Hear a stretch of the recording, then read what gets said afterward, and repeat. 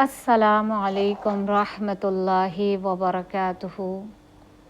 नहमदुहु नुसल्ली अला रसूलिहिल करीम।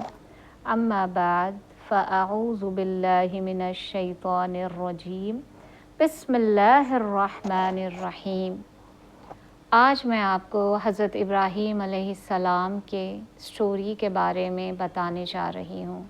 सुभान अल्लाह, इस ज़िलहज के महीने में हम आज उनकी और इस्माइल अलैहिस्सलाम की स्टोरी को जानकर इंशाअल्लाह अपने ईमान को ताज़ा करते हैं। हज़रत इब्राहीम अलैहिस्सलाम, हम अल्लाह के एक बहुत बड़े पैगंबर के बारे में जानेंगे जिनका नाम हज़रत इब्राहीम अलैहिस्सलाम है। अल्लाह ताला कुरान में फ़रमाते हैं कि अल्लाह ने इब्राहीम को अपना खलील दोस्त बनाया। इब्राहीम अलैहिस्सलाम की पैदाइश एक ऐसे मुकाम पर हुई जहाँ पर बड़े अखलाक वाले लोग रहते थे और वो मुख्तलिफ़ चीज़ों की इबादत करते थे। इब्राहीम अलैहिस्सलाम की इस बात से परेशान थे, ये सोचते थे कि इस जहां का पैदा करने वाला कौन है। वो सितारों को, चाँद को और सूरज को गौर से देखा करते थे। सोचते थे कि शायद इनमें से कोई इस जहां का पैदा करने वाला होगा। लेकिन जब इन्होंने देखा ये सारे निकलने के बाद डूब जाते हैं, तो वो समझ गए जो खुद डूब जाता है वो दूसरों को पैदा करने वाला नहीं हो सकता।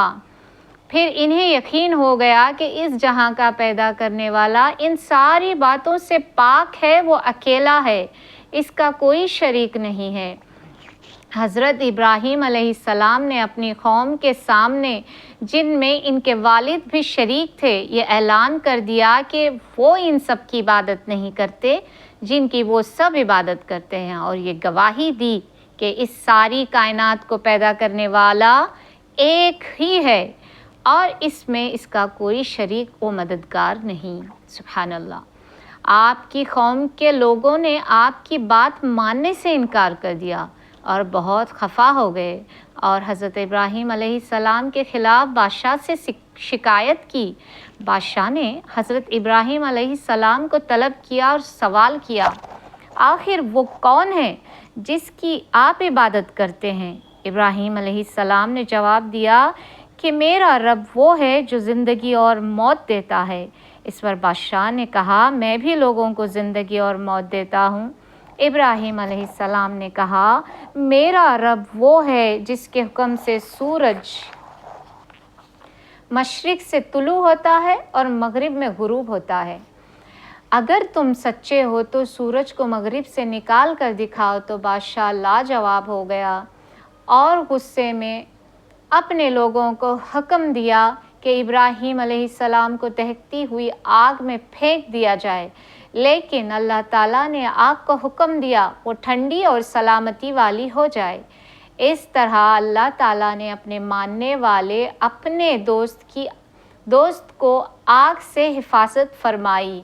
इब्राहीम अलैहिस्सलाम अपनी बीवी हज़रत सारा को लेकर सरज़मीन फ़लस्तीन चले गए। वहाँ पर लोगों को रहमदिली और अच्छे अखलाक व किरदार और एक अल्लाह की इबादत की तालीम देने लगे। हज़रत इब्राहीम अलैहिस्सलाम को अभी तक औलाद न थी। जब इनकी उम्र बढ़ रही थी और वो इस बारे में बहुत ज़्यादा फ़िक्रमंद थे, लेकिन इनकी बीवी हज़रत सारा सलामुन अलैहा ने मशवरा दिया कि वो हाजरा अलैहिस्सलाम से शादी कर ले। हज़रत हाजरा अलैहिस्सलाम को एक बेटा पैदा हुआ जिनका नाम इस्माइल रखा गया। इब्राहीम अलैहिस्सलाम इस बात से बहुत खुश हुए और कुछ दिन बाद हज़रत सारा अलैहिस्सलाम को भी एक बेटा पैदा हुआ जिनका नाम इसहाक रखा गया। इस्माइल अलैहिस्सलाम और इसहाक अलैहिस्सलाम आगे चलकर अल्लाह के बड़े पैगंबर बने। इब्राहीम अलैहिस्सलाम अपने बेटे इस्माइल अलैहिस्सलाम को बीवी हाजरा अलैहिस्सलाम को लेकर मक्का चले गए, जहाँ सिर्फ सहरा और पहाड़ थे, कोई आबादी नहीं थी। इब्राहीम अलैहिस्सलाम अपने बेटे और बीवी को وہیں رہنے کے لیے چھوڑ کر واپس لوٹ گئے۔